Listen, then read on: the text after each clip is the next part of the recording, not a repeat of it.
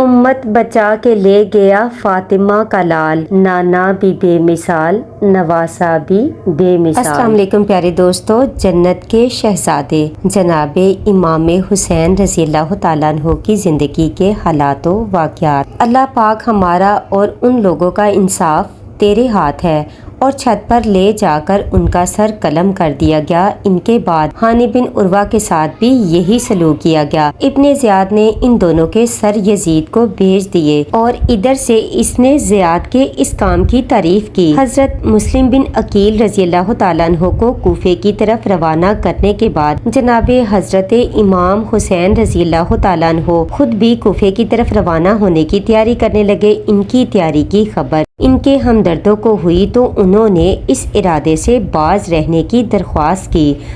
اس سلسلے میں سب سے پہلے عمرو بن عبد الرحمن ان کے پاس پہنچے اور کہا، میں نے سنا ہے کہ آپ رضی اللہ تعالیٰ عنہ عراق جانے کا ارادہ کر چکے ہیں۔ وہاں آپ رضی اللہ تعالیٰ عنہ کے لیے خطرہ ہے۔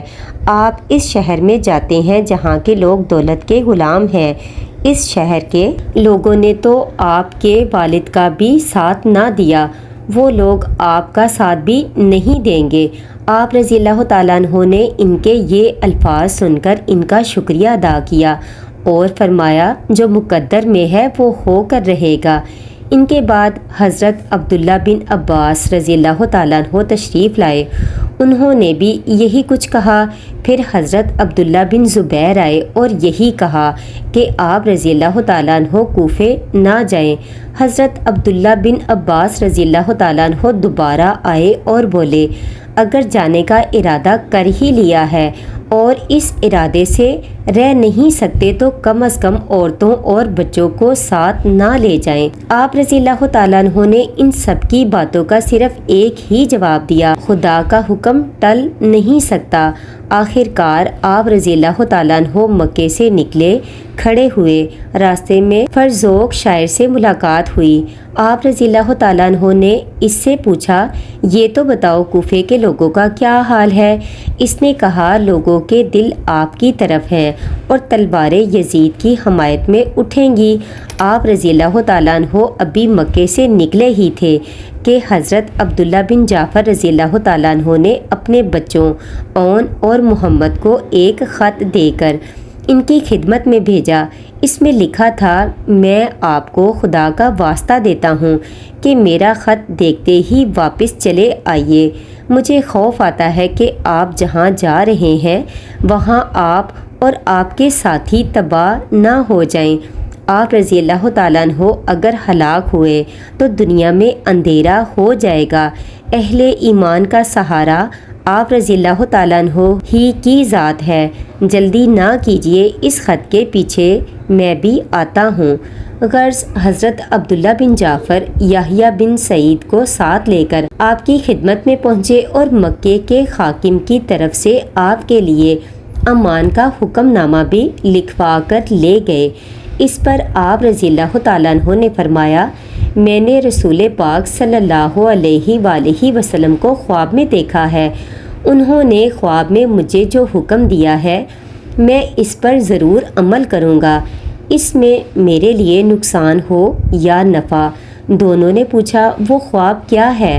آپ رضی اللہ تعالیٰ عنہ نے فرمایا، نہ میں نے وہ خواب کسی سے بیان کیا ہے نہ کروں گا یہاں تک کہ اپنے اللہ سے ملاقات کروں گا۔ آپ رضی اللہ تعالیٰ عنہ قادسیہ سے ابھی 3 میل کے فاصلے پر تھے کہ حضرت مسلم بن عقیل رضی اللہ تعالیٰ عنہ کا پیغام پہنچا۔ قاصد نے حضرت مسلم بن عقیل رضی اللہ تعالیٰ عنہ کی شہادت کی اطلاع دی اور ان کی خواہش بیان کی کہ آپ واپس پلٹ جائیے۔ قاصد کی یہ بات سن کر حضرت مسلم بن عقیل رضی اللہ تعالیٰ عنہ کے سب بھائی بیٹے پکار اٹھے، خدا کی قسم، جب تک مسلم کا انتقام نہ لے لیں گے واپس نہیں لوٹیں گے، یہ سب کے سب قتل ہو جائیں گے۔ ان کی بات سن کر آپ رضی اللہ تعالیٰ عنہ نے بھی فرمایا، تمہارے بغیر زندگی کا کیا لطف ہے؟ یہ کہا اور آگے بڑھے۔ اس وقت آپ رضی اللہ تعالیٰ عنہ کے اصحاب میں 45 سوار اور 100 پیادے تھے۔ حالانکہ جب آپ رضی اللہ تعالیٰ عنہ مکے سے روانہ ہوئے تھے تو بہت سے لوگ آپ رضی اللہ تعالیٰ عنہ کے ساتھ ہو گئے تھے، لیکن جب انہوں نے دیکھا کہ آپ رضی اللہ تعالیٰ عنہ خلافت کی طرف نہیں شہادت کے راستے پر جا رہے ہیں تو انہوں نے ساتھ چھوڑ دیا تھا اور واپس پلٹ گئے تھے۔ بس صرف وہی لوگ رہ گئے تھے جو آپ کے ساتھ مدینے سے چلے تھے۔ دراصل جو راستے میں آپ رضی اللہ تعالیٰ عنہ کے ساتھ شامل ہوئے تھے وہ یہ سمجھے تھے کہ حضرت حسین رضی اللہ تعالیٰ عنہ ایسے شہر میں جا رہے ہیں جہاں لوگ ان کی اطاعت پر آمادہ ہیں، لیکن جب ان کو حضرت مسلم کے قتل کی خبر ہوئی تو ساتھ چھوڑ گئے۔ آپ رضی اللہ تعالیٰ عنہ ایک وادی بطن عقبہ میں اترے تو وہاں بنی اکرمہ کے ایک شخص نے آپ رضی اللہ تعالیٰ عنہ سے کہا، میں آپ کو خدا کی قسم دے کر کہتا ہوں کہ لوٹ جائیے۔ آپ رضی اللہ تعالیٰ عنہ برچھیوں اور تلواروں میں چلے جا رہے ہیں۔ جن لوگوں نے آپ کو بلایا ہے وہ آپ سے وفا نہیں کریں گے۔ آپ رضی اللہ تعالیٰ عنہ نے یہ سن کر فرمایا، اے خدا کے بندے، میں جانتا ہوں تو نے جو کہا وہ بالکل سچ ہے، لیکن میں کیا کروں، خدا کی مرضی یہی ہے۔ عبید اللہ ابن زیاد کو حضرت امام حسین رضی اللہ تعالیٰ عنہ کے آنے کی اطلاع ملی تو اس نے عمرو بن سعد کو بلا بھیجا۔ وہ آیا تو اس نے کہا، میں تمہیں رے کی حکومت دیتا ہوں، اگر تم جا کر حسین کو گھیر لو اور انہیں قتل کر دو۔ عمرو بن سعد یہ سن کر سوچ میں پڑ گیا، پھر بولا، مجھے تو اس کام سے معاف ہی رکھیے، میں تمہیں ایک رات کی مہلت دیتا ہوں، دیکھ لو رے کی حکومت چاہتے ہو یا نہیں۔ عمرو بن سعد رات بھر سوچتا رہا، آخر لالچ اس پر چھا گیا اور وہ حضرت امام حسین رضی اللہ تعالیٰ عنہ سے مقابلے کے لیے رضامند ہو گیا۔ حضرت امام حسین رضی اللہ تعالیٰ عنہ نے مقام اشراف میں قیام کیا، دوسرے دن وہاں سے روانہ ہوئے۔ سامنے سے آپ رضی اللہ تعالیٰ عنہ کو ایک لشکر کا ہر اول دستہ دکھائی دیا تو آپ بائیں جانب مڑ گئے تاکہ کسی مناسب جگہ پڑاؤ کر سکیں۔ ہر اول دستے نے بھی اسی طرف کا رخ کیا۔ ان کی برچھیوں کے پھل شہد کی مکھیوں کے غول معلوم ہو رہے تھے۔ آخر آپ رضی اللہ تعالیٰ عنہ ذو حسم کی وادی میں اتر پڑے، اتنے میں 1000 سواروں کا دستہ وہاں آ پہنچا۔ اس دستے کا سوار حر بن یزید تھا۔ حضرت امام حسین رضی اللہ تعالیٰ عنہ نے اپنے ساتھیوں کو حکم دیا کہ گھوڑوں کو پانی پلا دیں اور خود بھی پانی پئیں۔ ادھر حر کے لشکر کا ایک سپاہی پیچھے رہ گیا۔ آپ رضی اللہ تعالیٰ عنہ نے جب اس کی اور اس کے گھوڑے کی خستہ حالت دیکھی، اسے اور اس کے جانور کو پانی پلایا۔ حر کو ابن زیاد نے 1000 سوار دے کر اس لیے روانہ کیا تھا کہ باقی لشکر پہنچنے تک حضرت امام حسین رضی اللہ تعالیٰ عنہ کو روکے رکھیں۔ چنانچہ حر انہیں روکے رہا یہاں تک کہ ظہر کا وقت ہو گیا۔ آپ رضی اللہ تعالیٰ عنہ کے ایک ساتھی نے اذان دی۔ آپ رضی اللہ تعالیٰ عنہ امامت کے لیے کھڑے ہوئے تو حر اور اس کے ساتھیوں سے فرمایا، اے لوگو، تم لوگوں کے خط اور تمہارے پیغمبر پیغام لے کر میرے پاس جب تک نہیں آئے تم لوگوں کے پاس نہیں آیا۔ ان خطوط میں لکھا تھا، ہم لوگوں کا کوئی امام نہیں ہے، چنانچہ میں تمہارے پاس آ گیا ہوں۔ اب اگر میرا آنا تمہیں ناگوار گزرا ہے تو میں واپس چلا جاتا ہوں۔ آپ رضی اللہ تعالیٰ عنہ کی یہ بات سن کر سب لوگ خاموش رہے۔ پھر آپ رضی اللہ تعالیٰ عنہ نے حر سے پوچھا، تم لوگ الگ نماز پڑھو گے یا ہمارے ساتھ؟ خود نے جواب دیا، نہیں، ہم سب آپ کے پیچھے نماز پڑھیں گے۔ آپ رضی اللہ تعالیٰ عنہ نے سب کو نماز پڑھائی اور اپنے خیمے میں چلے گئے۔ اس طرح عصر کی نماز ادا کی گئی۔ اس موقع پر آپ رضی اللہ تعالیٰ عنہ نے خطاب فرمایا، اے لوگو، اگر تم خدا کا خوف کرو گے اور حقداروں کے حق کو پہچانو گے تو خدا بھی تم سے خوش ہوگا۔ ہم لوگ اہل بیت ہیں، یہ لوگ جو تم پر حکومت کا دعویٰ رکھتے ہیں ہرگز اس کے حقدار نہیں۔ تم نے جو کچھ اپنے خطوط میں لکھ کر بھیجا تھا، اب اگر تمہاری وہ رائے نہیں رہی تو میں تمہارے پاس سے واپس چلا جاتا ہوں۔ یہ سن کر حر نے کہا خدا کی قسم مجھے نہیں معلوم وہ کیسے خطوط ہیں جن کا آپ ذکر فرما رہے ہیں۔ یہ سن کر آپ رضی اللہ تعالیٰ عنہ نے عقبہ بن سمان سے کہا کہ وہ دونوں تھیلے جن میں خطوط ہیں لے آؤ۔ عقبہ دونوں تھیلے نکال لائے، دونوں میں خط بھرے ہوئے تھے۔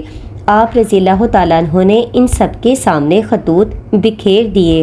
خطوط دیکھ کر خود نے کہا جن لوگوں نے آپ کو یہ خط لکھے ہیں ہم ان میں سے نہیں ہیں اور ہمیں یہ حکم ملا ہے کہ ہم آپ تک پہنچ جائیں تو آپ کو عبید اللہ ابن زیاد کے پاس پہنچا دیں اور ہم اس حکم کو ضرور پورا کریں گے۔ آپ رضی اللہ تعالیٰ عنہ نے جواب میں فرمایا ایسا کرنے سے تیرے لیے مر جانا کہیں بہتر ہے۔ یہ کہہ کر آپ نے اپنے ساتھیوں کو سوار ہونے کا حکم دیا۔ جب سب سوار ہو گئے تو آپ رضی اللہ تعالیٰ عنہ نے اپنے انصار سے فرمایا ہم سب کو واپس لے چلو۔ وہ واپس ہونے لگے تو خر راستے میں رکاوٹ بن کر کھڑا ہو گیا۔ اس پر آپ رضی اللہ تعالیٰ عنہ نے خر سے کہا تیری ماں تجھے روئے، آخر تو چاہتا کیا ہے؟ میں آپ رضی اللہ تعالیٰ عنہ کو ابن زیاد کے پاس لے جانا چاہتا ہوں، خدا کی قسم میں تیرے ساتھ نہیں جاؤں گا۔ آپ رضی اللہ تعالیٰ عنہ نے فرمایا میں آپ کو ساتھ لے جانے بغیر نہیں چھوڑوں گا۔ یہ جملے 3 بار دہرائے گئے۔ جب تکرار بڑھ گئی تو خر نے کہا آپ سے جنگ کرنے کا تو مجھے حکم نہیں، صرف اتنا ہی حکم ملا ہے کہ جب تک آپ کو کوفے نہ لے آؤں آپ کے پاس سے نہ سرکوں۔ آپ اس بات پر تیار نہیں تو کسی ایسے راستے پر چلیے جو نہ کوفے کو جاتا ہو اور نہ مدینے کو، میں ابن زیاد کو خط لکھ دیتا ہوں۔ آپ رضی اللہ تعالیٰ عنہ بھی اگر چاہیں تو یزید یا ابن زیاد کو خط لکھ بھیجیں، شاید خدا کوئی ایسی صورت نکال دے کہ ہم اس الجھن سے نکل آئیں۔ آپ عزیب اور قادسیہ کی راہ سے بائیں طرف مڑ جائیے۔ آپ رضی اللہ تعالیٰ عنہ نے یہ تجویز منظور کی اور اپنے انصار کے ساتھ روانہ ہوئے۔ خر بھی ساتھ ساتھ چلا۔ بیضا کے مقام پر آپ رضی اللہ تعالیٰ عنہ نے اپنے اور خر کے ساتھیوں کے سامنے اللہ پاک کی تعریف کرنے کے بعد یہ خطبہ دیا اے لوگو، رسول اللہ صلی اللہ علیہ وآلہ وسلم نے فرمایا ہے کہ جو شخص ایسے بادشاہ کو دیکھے جو ظالم ہو اور جو حرام کو حلال سمجھتا ہو، جو خدا کے عہد کو توڑتا ہو اور سنت رسول کے خلاف چلتا ہو، جو خدا کے بندوں کے ساتھ ظلم اور سرکشی سے پیش آتا ہو اور پھر وہ شخص اس بادشاہ پر اپنے قول اور فعل سے اعتراض نہ کرے تو خدا اسے بھی اسی کے برابر سزا دے گا۔ سنو، ان حکام نے شیطان کی پیروی اختیار کر لی ہے، خدا کی اطاعت کو ترک کر دیا ہے، ان پر اعتراض کرنے کا حق سب سے زیادہ مجھے ہے۔ تمہارے خط میرے پاس آئے، تمہارے پیغام میرے پاس یہ پیغام لے کر آئے کہ تم سب میری بیعت کے لیے تیار ہو۔ اب اگر تم میری بیعت کرو گے تو فائدے میں رہو گے۔ سنو، میں حسین ہوں، علی اور فاطمہ بنت رسول اللہ صلی اللہ علیہ وآلہ وسلم کا فرزند۔ اگر تم نے ایسا نہ کیا اور عہد و پیمان کو توڑا تو یہ کوئی نئی بات نہیں ہوگی، تم نے میرے باپ کے ساتھ بھی یہی کچھ کیا تھا۔ وادی ذی قسم میں آپ رضی اللہ تعالیٰ عنہ کا خطبہ اللہ کی تعریف کے بعد ان الفاظ پر مشتمل تھا تم لوگ دیکھ رہے ہو کیا حال ہو رہا ہے، دنیا بدل گئی، پہچانی نہیں جاتی، نیکیاں گئیں گزری ہو گئی ہیں، اب باقی کیا رہا، تلچھٹ اور بری زندگانی۔ کیا تم نہیں دیکھتے کہ حق پر عمل نہیں ہوتا، باطل سے پرہیز کیا جاتا؟ مومن کو چاہیے اب حق پر رہ کر خدا سے ملاقات کرے۔ میں دیکھتا ہوں کہ مر جانا شہادت ہے اور ظالموں میں زندگی بسر کرنا ناگوار بات ہے۔ ان کا یہ خطبہ سن کر زہیر بن قیس جوش سے بھر گئے اور اٹھ کر بولے یا ابن رسول اللہ صلی اللہ علیہ وآلہ وسلم، آپ کے ارشاد کو ہم قبول کرتے ہیں۔ خدا کی قسم اگر دنیا ہمارے لیے باقی رہنے والی ہوتی اور ہم اس میں ہمیشہ رہنے والے ہوتے اور آپ کی مدد کرنے کی خاطر ہمیں یہ دنیا چھوڑنی پڑتی تو ہم یہاں رہنے کی بجائے اسے چھوڑنا ہی پسند کرتے۔ آپ رضی اللہ تعالیٰ عنہ نے یہ الفاظ سن کر زہیر بن قیس کے لیے دعا فرمائی۔ خر آپ کے ساتھ ساتھ چلا آ رہا تھا اور کہتا جاتا تھا، میں آپ کو خدا کا واسطہ دیتا ہوں، اپنی جان کا خیال کریں، اگر آپ نے حملہ کیا تو بھی آپ ہلاک ہوں گے، اور اگر آپ پر حملہ ہوا تو بھی آپ ہی ہلاک ہوں گے۔ آپ رضی اللہ تعالیٰ عنہ نے یہ سن کر فرمایا، تو مجھے موت سے ڈراتا ہے؟ کیا نوبت یہاں تک پہنچے گی کہ تم لوگ مجھے قتل کرو گے؟ اگر ایسا ہی ہے تو میں بھی حق سے منہ نہیں موڑوں گا۔ خر یہ سن کر آپ کے پاس سے سرک گیا اور وہ ایک طرف چل رہا تھا اور حضرت امام حسین رضی اللہ تعالیٰ عنہ دوسری طرف۔